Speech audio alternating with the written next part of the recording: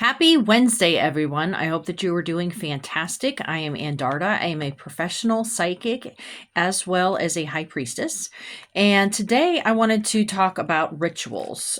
Before I get to that, I wanted to point out I do have just today and tomorrow left for my reading sale for August. So if you do want to get a reading while they're on sale, you need to get on my Calendly account and set up an appointment for today or tomorrow, and that's it. And so this Saturday, I actually have my basic ritual craft class that is going to be at Mythic Treasures from 2 to 4, and this is in Henrietta, New York. And so today, my video is going to be about rituals because I felt that that was sort of applicable since people may not even understand or know, why do we even do rituals? What is a ritual? What's the point of a ritual? So, question, what is the point of rituals? So we often think of the old rituals of, any type of super religious actions that we may not be interested in or drawn to anymore. Maybe you have changed since, when you were brought up in that ritual or something like that. But rituals, they provide structure, meaning, and a connection of individuals to others and or to one's spirit guides. So this can be ritual both for just you yourself, if you're a solitary practitioner, or for a group setting. Okay. So it reinforces personal and communal beliefs if you're in a group, right? It signifies rites of passage. What is that exactly? So maybe the birth and or a baby naming, awakening, in Christian terms, they call it christenings. Also becoming an adult. That's another type of rite of passage, that there are rituals around that in different cultures and communities. Marriages are the big ones, right? That's one of the rituals that I am usually called in for the most. But even death, any type of funerals, that's another type of ritual that we perform. And also in neo-pagan and magical communities, we also have a croning and or saging community or saging ritual that is honoring people going into that the older phase of our lives, because in neo-pagan and especially in ancient communities, they honestly they revered the crones, the elders, much more so than our society that only revolves around young people.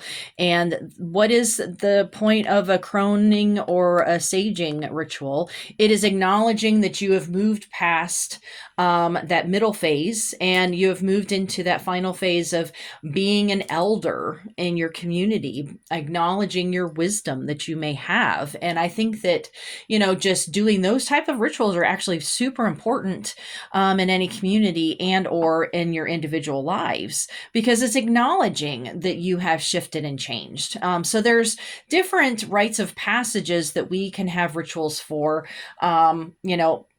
for whatever that makes us feel part of something and or just acknowledging, hey, I went from one to another. And so it's that acknowledgement of changing from one to the other. I mean, we can even see things like graduations. That is a type of ritual. We do have certain things for that.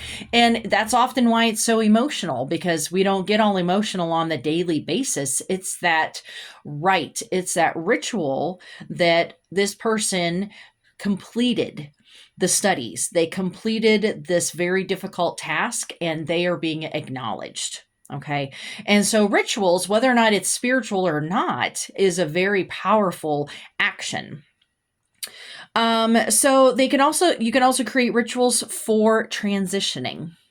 And, graduating is definitely a transition from one thing to another, but I'm even thinking things like personal identities and or your gender. Maybe you are transitioning from one to another and having a ritual that acknowledges that. I think that we need to support each other more concerning that. And I do put that out there. If anybody wants me to create a ritual for you for your transitioning, I would be happy to do so, because that's a public acknowledgement that you have shifted your you're not a different person, but yet you are in a way. And so it's acknowledging who you want to be identified as now. Okay. So this fosters a sense of belonging and a sense of community when many people may not feel that way in other in other capacities. People who witness your ritual acknowledges and honors you in this next step of your path. Rituals also affirm your personal and or communal beliefs in something that is larger than yourself. So, just acknowledging, oh, this, and we can often think of more of the, rigid religious structures and rituals that may do that. But there are many, many pagan rituals that also acknowledge spirit guides, deity in whatever form or capacity, that you can acknowledge these things that are larger than yourself. And it's just a matter of honoring. There are also rituals for healing on all levels, spiritual, physical, emotional, and mental. These type of rituals can reduce anxiety and stress. It can bring comfort and relief to you especially if you've been really stressed out and not even realizing it. Just getting together and doing a Reiki exchange, or doing some type of a ritual that is just specifically for healing for everybody. That is very much a powerful way of exchanging energies and holding space with each other. Religious rituals can reinforce devotion to a specific deity or pantheon. So next month, which we're almost there in September already, I can't believe it. So my patron deity, Myliki, her feast day is September 23rd. And so, just creating, and I actually did I did a video years ago on my Myliki feasts, and I may do so again. But it is, if you have a specific patron god or goddess, you can, or if they have a feast day or whatever, if you just want to create one, you can totally do that. Magical rituals can raise energy to direct towards a specific goal. Okay, so I have my Circle of Resistance ritual coming up again. I did this back in March, and if you want to look through my YouTube videos, I created a public video about what that was all about. So if you're interested, you can go and watch that video.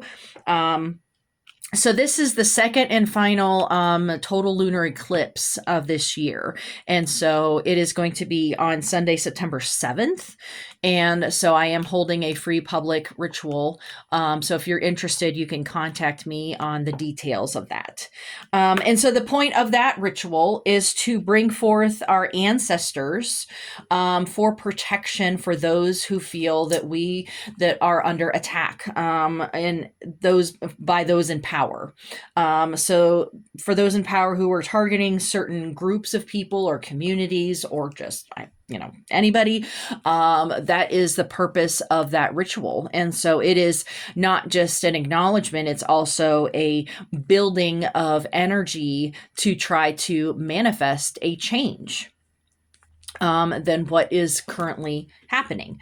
So there's so many different reasons why we don't really even think about it until we sit down and just start thinking about, okay, so what's even the point of a ritual? We have our own daily rituals of brushing our teeth and putting on our clothes in a certain way or whatever, but ritual as in magical and or spiritual rituals have very deep significance, and some of them have very damaging consequences, those that are more exclusionary, or if they are targeting people in some way, then we often shy away from the idea of a ritual, when in fact it's a very empowering thing depending on what kind of ritual you perform or do or participate in. Okay.